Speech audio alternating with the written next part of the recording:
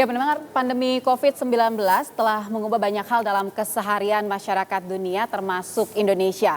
Pelaku usaha mikro, kecil dan menengah atau UMKM di Indonesia yang dikenal begitu cukup tahan banting justru menjadi salah satu korban yang paling terdampak dalam krisis di pandemi ini dari sisi ekonomi. Dan selain pandemi, tantangan UMKM lainnya tentu berasal dari para konsumen.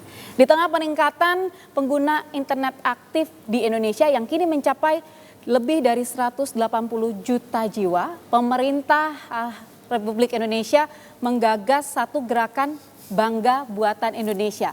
Bagaimana peran Kominfo dalam program tersebut, lalu apa saja yang akan dilakukan untuk membantu para UMKM kita? Saya telah bersama dengan Menteri Komunikasi dan Informatika, Bapak Joni G. Plate. Pak Joni, sehat? Apa kabar Tata? Sehat. Alhamdulillah. Selalu sehat. New normal Pak, tapi kalau RRI kami punya sebutan lain, tatanan kehidupan baru. Sudah mulai beradaptasi dengan itu? Iya memang harus. Jadi new normal itu kan satu diksi Inggris ya, bahasa Inggris. Kalau dalam bahasa Indonesianya adaptasi kenormalan baru, kehidupan normal baru. Ya, adaptasi kehidupan normal baru. Jadi jangan kita bilang ada normal baru dengan wah sudah normal, ini tidak. Ini satu kenormalan baru di mana kita hidup ya. Ada Covid, tetapi kita bisa mengendalikan Covid pada saat interaksi antar masyarakat. Nah, masalahnya kan meskipun ada COVID, ekonomi harus tetap berjalan. Iya, betul. Beberapa waktu terakhir, pasar yang merupakan tempat jual beli gitu, pedagang bertemu dengan konsumen, kemudian banyak yang harus ditutup karena menjadi tempat penyebaran yang paling cepat begitu. Akhirnya mau tidak mau, masyarakat juga harus beradaptasi dengan menggunakan cara baru dalam jual beli menggunakan internet, Pak. Jadi begini Tata ya, saya perlu kasih gambaran dulu. Ini dampak COVID ini ya, ada dua sisinya. Ada sisi baiknya.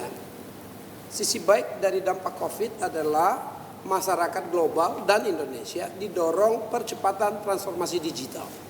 Percepatan kita masuk ke digital society, masyarakat digital. Itu dipercepat. Karena apa? Interaksi fisiknya harus dikurangi, tetapi kebutuhannya harus dipenuhi melalui interaksi secara digital. Itu dampak baiknya. Ada sisi yang lainnya.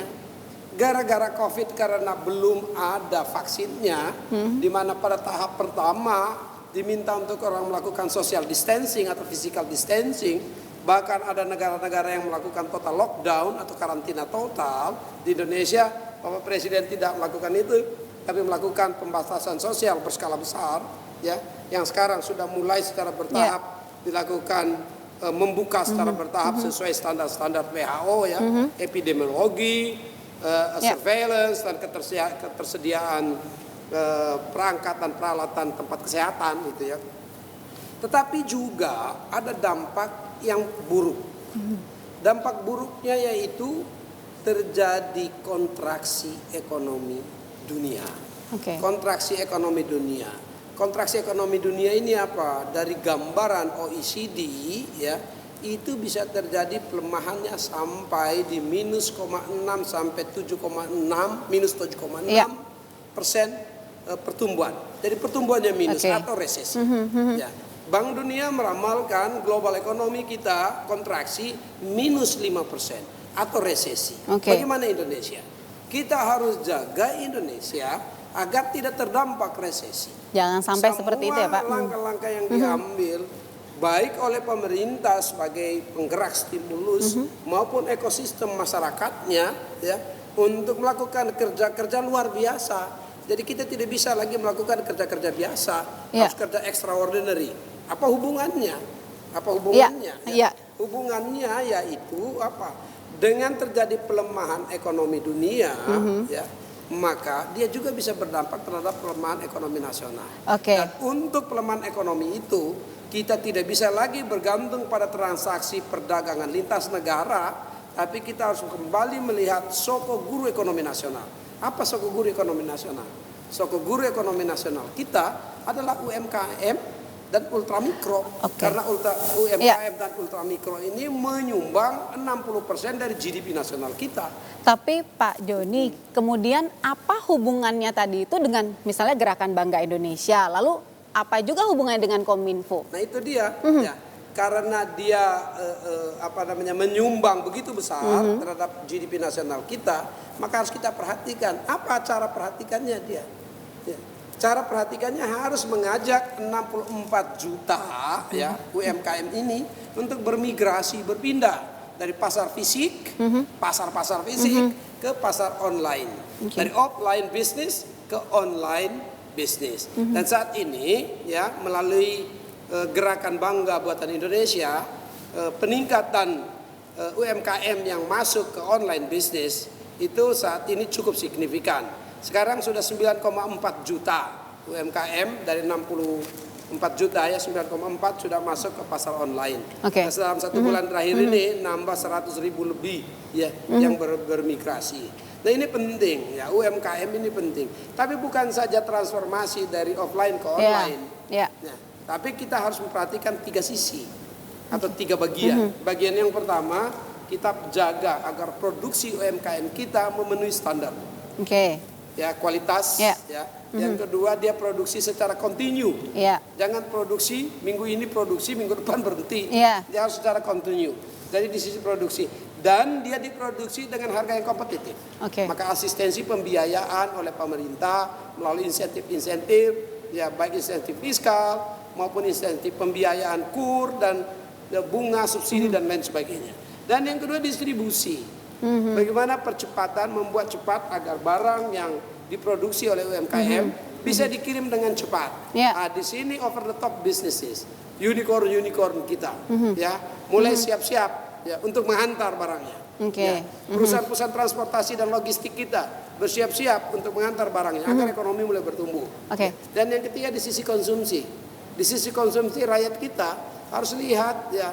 Kalau mindset cara berpikir, kalau dulu rakyat kita, apalagi yang muda-muda kayak Tata mereka, lihat barang begini, oh keren ya, wow katanya. Apa itu? Buatan Italia. Apa itu? Buatan Eropa. Mereknya apa? Wow, Louis Vuitton. Mereknya apa? Escada, Max Mara dan seterusnya. Sekarang saat COVID, dengan Gerakan Nasional Bangga Buatan Indonesia, wow itu apa? Wah Indonesia bisa juga, keren loh barang yang dibikinnya, bagus loh, harganya murah pula, deliverynya apa? Cepet. Bangga Buat Indonesia di dalam 3 segmen itu, 3 bagian itu harus kita dorong bersama-sama. Itu harus menjadi gerakan masyarakat. Itu kan kalau dilihat dari sisi ekonomi itu lebih banyaknya, Pak Joni. Tapi kemudian kalau bicara soal online ya, ini kita akan bicara soal teknologi, khususnya digital. Nah, bagaimana kemudian Kominfo memastikan tadi semua harapan-harapan itu bisa terwujud begitu? Nah, Kominfo tentu membantu dari hili sampai hulur. Hilir sampai hulur ya, hulu sampai hilir, dari upstream sampai downstream, hulu sampai hilir. Hulunya apa? Hulunya harus menyiapkan yang namanya tersedianya infrastruktur telekomunikasi. Infrastruktur telekomunikasi ini panjang ceritanya, tapi masih ada sebagian desa yang belum terjangkau oleh akses internet. Maka itu harus cepat dan pemerintah kami sedang menyusun bagaimana akselerasi untuk menghadirkan infrastruktur di desa-desa secara khusus di wilayah 3T. Untuk sementara agar cepat kita coba tidak melalui penggelaran fiber optik atau microwave link, tapi untuk sementara kita menggunakan akses terbatas melalui satelit dengan penyediaan akses internet. Hingga saat ini Kominfo melalui BLU Bakti sudah menyiapkan 7.634 titik akses internet di desa-desa untuk ekonomi desa, kesehatan desa, penyelenggaraan pemerintah desa, dan berbagai kepentingan yang lain.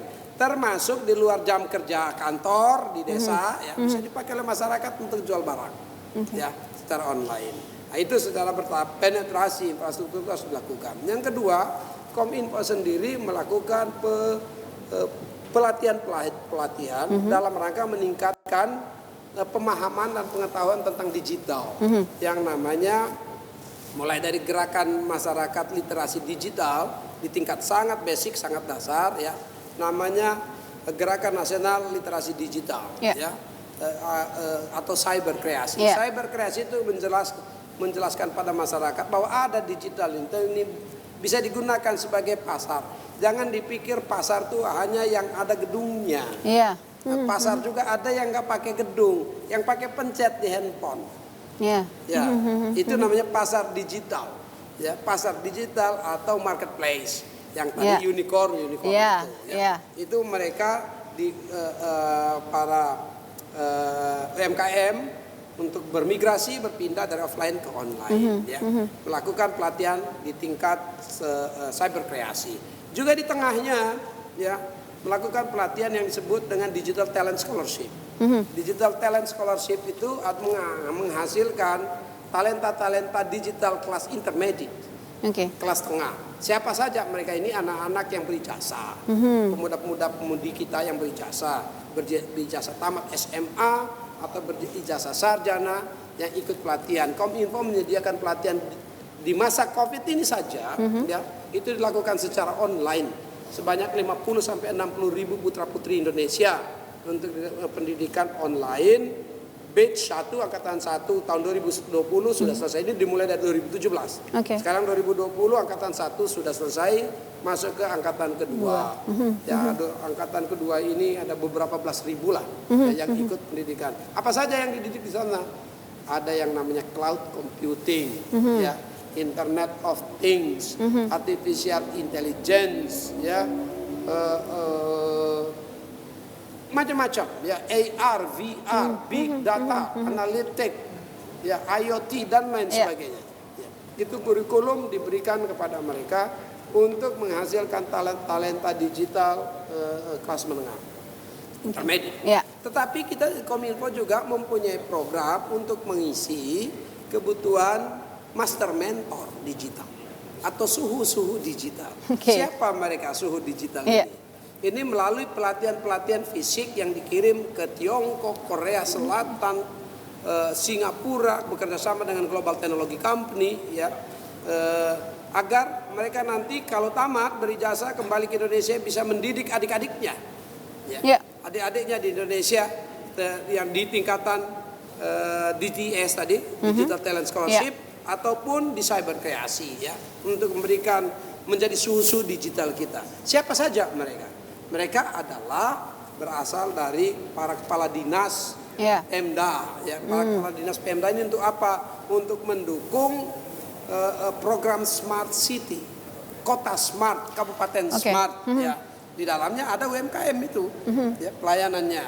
Lalu dari kampus-kampus untuk menjadi dosen-dosen yang paham tentang digital, ya.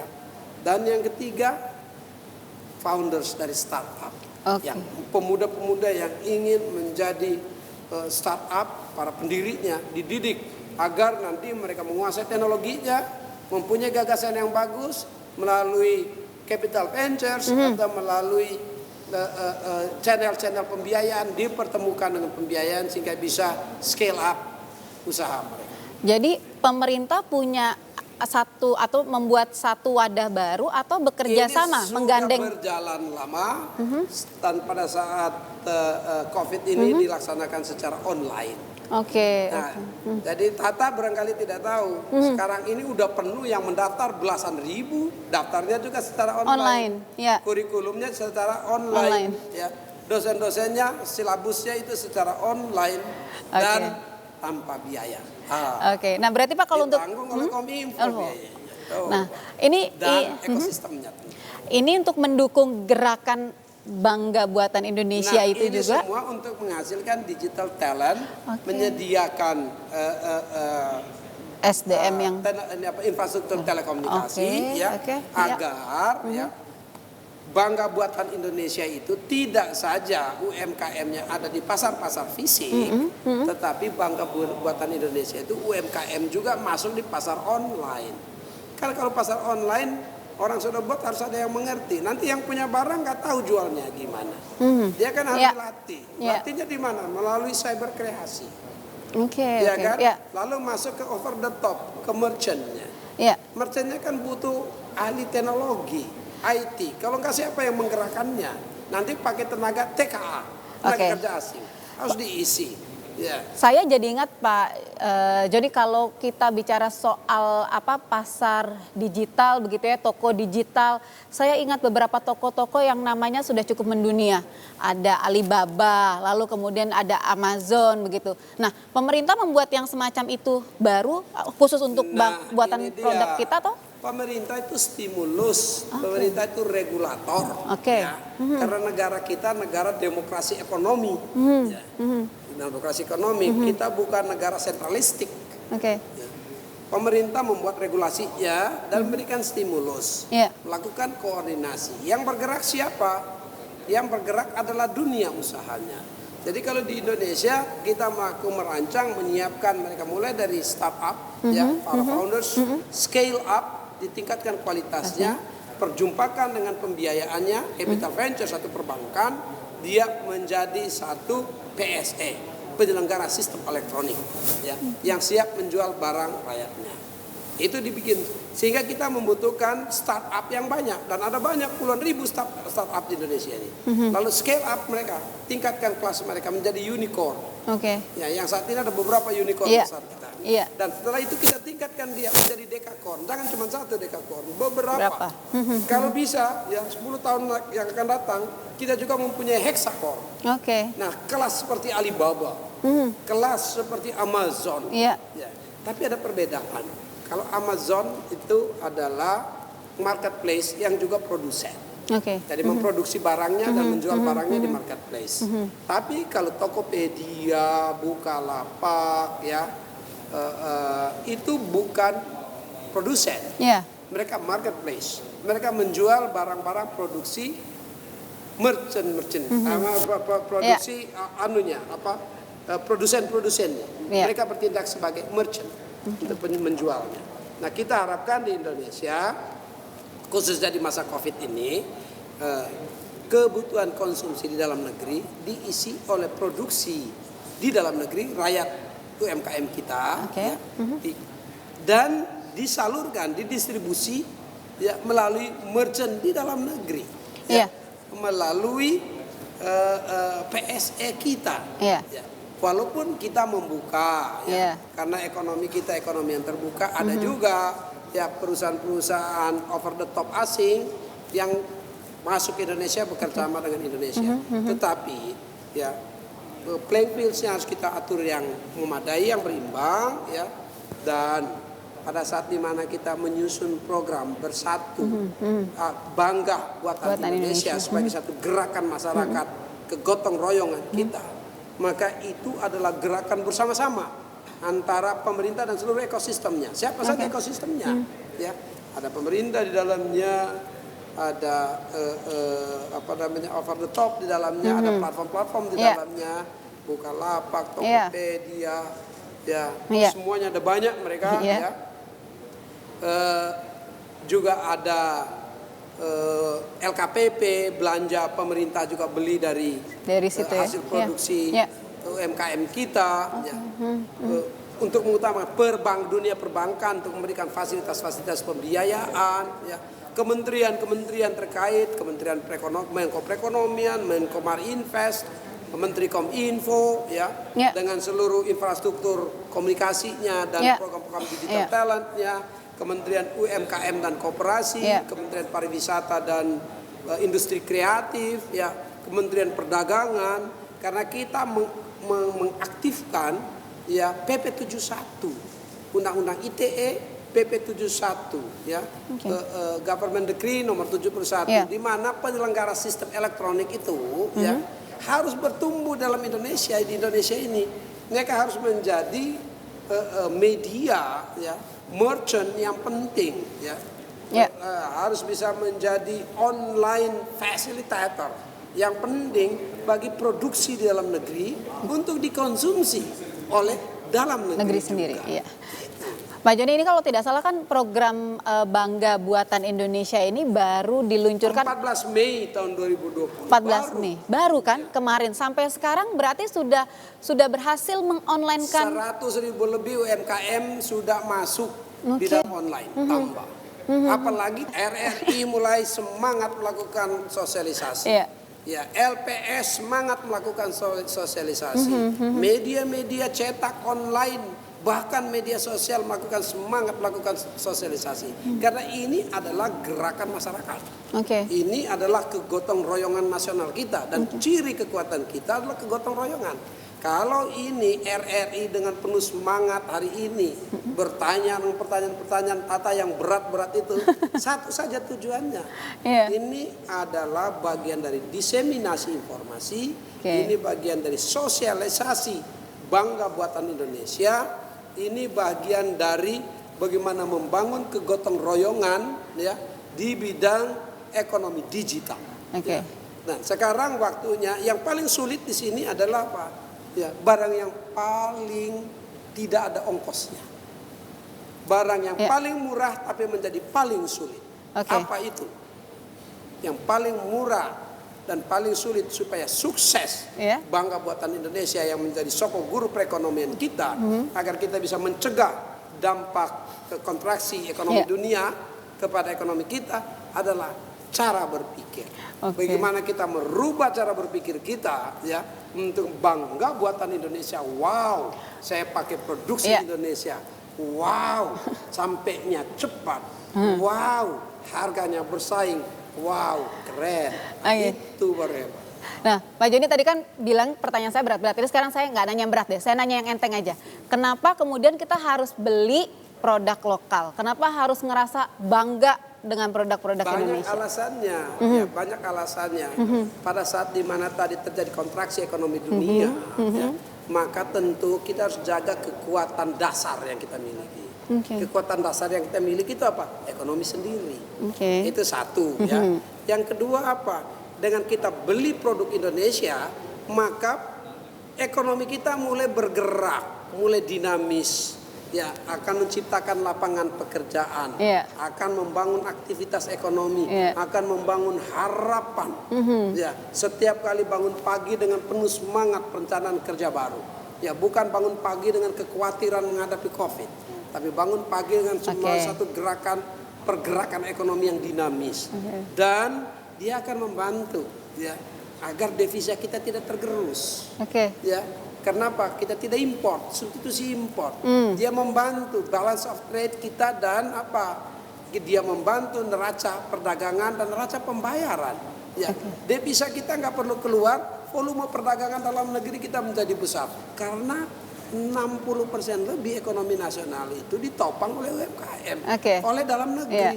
Nah, yang harus kita waspadai. Kenapa saya bilang mindset tadi? Yang harus kita waspadai. Jangan hanya kita lihat barangnya, jangan hanya kita lihat harganya, jangan hanya kita lihat kecepatan deliverynya atau pengirimannya, tapi kita lihat juga dibuat di mana itu barang.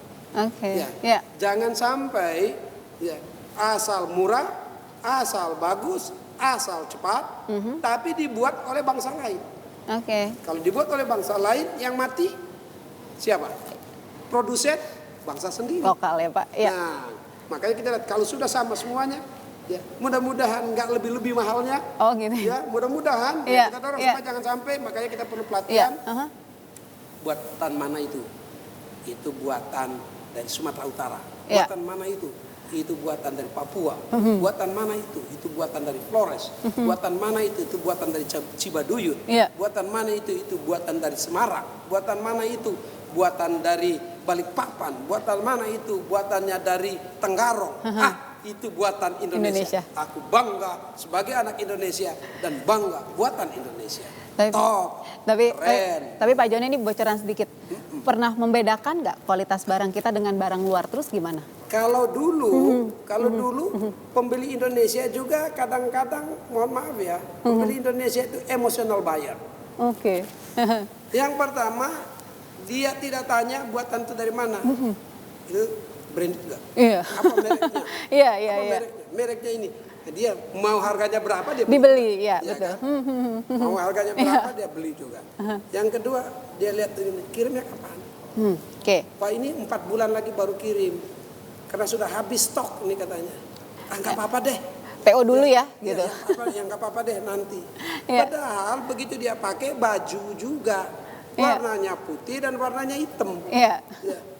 Yang satu buatan Indonesia ini warnanya putih dan warnanya hitam. Baju juga harganya lebih murah. Ada barang itu begitu dipakai, dipotret, nggak tulis di situ buatan luar negeri. Tapi yang dilihat keren ya. Nah, sekarang buatan Indonesia itu keren. Kenapa? Satu lagi. Ini kita tidak melihat kehebatan kita. Ya. Indonesia ini adalah salah satu negara dari 20 negara di dunia ya yang punya ukuran ekonomi terbesar, 20 terbesar. Yang disebut dengan G20. Indonesia adalah anggota G20. Anggota dengan jumlah dan size ya ukuran ekonomi 20 besar dunia. Kita bangsa yang tidak saja penduduk yang besar, tidak saja luas wilayah yang besar, tapi ekonominya juga besar. Kita nomor 15 dunia dari income per kapita. Ya, GDP kita bahkan dari purchasing power parity istilah ekonominya ini ya. Kita bukan lagi nomor 15, kita nomor 8 dunia. Dan kita akan menjadi nomor 5 besar dunia.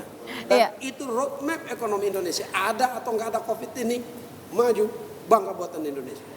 Apalagi dengan adanya COVID, lebih cepat lagi kita bangga buatan Indonesia. Karena didorong harus menggunakan itu ya. Transformasi digital dipercepat oleh COVID. Memang targetnya sampai berapa sih Pak UMKM yang bisa di-online-kan begitu? Ada 64 juta online. Baru 9,4 juta yang sudah masuk online. Begitu besar ruangnya. Begitu semuanya masuk ke online dengan new normal ya. Adaptasi kebiasaan hidup baru di bidang ekonomi ya. Pada saat COVID-19 ini ya itu dengan kita masuk bermigrasi ke pasar digital, ekonomi digital. Dan besar sekali ekonomi kita. Tapi masih ada kendala nggak? Kendala pasti banyak, Tata. Tadi kendala infrastruktur harus kita penuhi, Kendala kualitas produksi harus perlu ada pelatihan, Kendala marketing, pemasaran harus kita siapkan. Makanya Kominfo memberikan dukungan dengan program apa, ya UMKM Go Online. Ya, untuk mendukung UMKM, memberikan dukung juga dengan pelatihan marketing, ya, desa-desa wisata, ya, pendidikan, program-program online marketing, ya, program-program bahasa Inggris. Kadang-kadang orang kita jangan itu, Tata, di daerah-daerah sekarang pendidikan perguruan tinggi sudah kemana-mana, pariwisata menyebar kemana-mana. Di desa-desa jangan kaget kita, bahasa Inggris pun mereka tahu. Bayangkan keripik udangnya dia tulis pakai bahasa Inggris di situ. Kemasannya jadi bagus, marketingnya bagus. Buah-buahan, ya. Kalau untuk pasar ekspor nanti pakai bahasa Inggris bisa memenuhi standar mutu. Nah, ini sedang disiapkan semuanya. Tapi sebelum kita masuk ke pasar global, ya, pasar regional, pasar di dalam negeri kita masih sangat besar. Mari kita isi. Justru waktunya ini COVID-19 ini membangunkan kita yang selama ini kita tidur, bermimpi barang-barang produksi brand-brand asing, merek-merek asing. Sekarang kita bangun dari tidur kita untuk kita gunakan barang-barang buatan di dalam negeri sendiri, khususnya UMKM, bangga buatan Indonesia. Berarti masyarakat bisa ambil peran di situ ya Pak dalam gotong royong ini ya? Tadi kan Pak Joni bilang ini gotong royong semua elemen ini gerakan ini. Masyarakat menghadapi COVID, gerakan masyarakat tumbuhan. Itu namanya usaha preventif, pencegahan. Makanya Kominfo menyiapkan aplikasi, termasuk aplikasi Peduli Lindungi, agar masyarakat tahu ya dia berada di daerah berbahaya rawan COVID atau enggak. Makanya jangan lupa install segera aplikasi Peduli Lindungi melalui App Store ya, dan melalui Google Play Store untuk Android, App Store, iOS ya. Itu diinstal itu supaya bantu, nanti tinggal kemana-mana ada tanda itu Anda di wilayah merah, nah itu ada COVID. Itu untuk yang mendukung aplikasi Iya. COVID. Ya. Iya. Tapi ya, Kominfo juga memberikan dukungan untuk memastikan UMKM kita ini berjalan dengan baik. Ya. Pendidikan bahasa Inggris disediakan dalam rangka mendorong pariwisata, ya, desa wisata, memberikan dorongan pemasaran produk-produk UMKM dengan program-program marketing secara online. Tentu kami sekarang ini melakukan koordinasi dan konsolidasi dan integrasi program bersama Menteri Koperasi UMKM Kang Tetem, ya, juga dengan Menteri Pariwisata dan Industri Kreatif, ya, sama Menteri Perdagangan. Bagaimana ini kita isi semuanya? Satu hal yang pasti, kakak. Ya, begitu kita gunakan produk dalam negeri kita beli, ya, maka produsennya akan memproduksi. Begitu produsennya memproduksi lagi, ya, maka tenaga kerjanya dibutuhkan. Begitu diproduksi oleh produsennya, dia butuhkan bahan-bahan baku dan bahan tambahan. Ya, maka yang akan memproduksi bahan baku bahan tambahan akan terjadi efek berganda, multiplier efek terhadap ekonomi nasional kita, dan itulah kekuatan ekonomi nasional kita. Dan jangan lupa juga mungkin kalau masyarakat sudah pakai produk dalam negeri, sudah beli, terus bantu promosikan juga ya, Pak Joni ya. Kan sekarang begitu, beli baju nih, foto, Instagram, terus upload di media sosial. Jangan lupa Tata, ini generasi milenial kita, Gen Y, Gen Z ini. Begitu foto, baju, sepatu, ya, gelang, apa saja buatan Indonesia, selfie. Tapi jangan lupa tulis produksi Indonesia. Bangga buatan Indonesia. Buatan Indonesia. Tulis juga. Terus kita sebarkan. Ada hashtagnya itu ya Pak ya? Bangga buatan Indonesia. Berarti nanti saya mau lihat foto-fotonya Pak Joni, saya juga nggak sabar jadi pengen belanja. Baik Pak Joni, terima kasih sudah bersama Pro 3 RRI. Mudah-mudahan sukses, mudah-mudahan semakin banyak lagi UMKM yang bisa di-online-kan dengan program ini. Begitu ya? Jadi harus online-nya jalan terus, digital ekonomi kita harus kita kuasai, ya. Bangga buatan Indonesia dan jaga kesehatan. Oke, terima kasih. Salam sehat selalu, sukses. Itu dia tadi pendengar perbincangan kami bersama dengan Menteri Komunikasi dan Informatika Joni G. Plate. Ingat, bangga buatan Indonesia. Saya Puspita Ayu, sampai jumpa.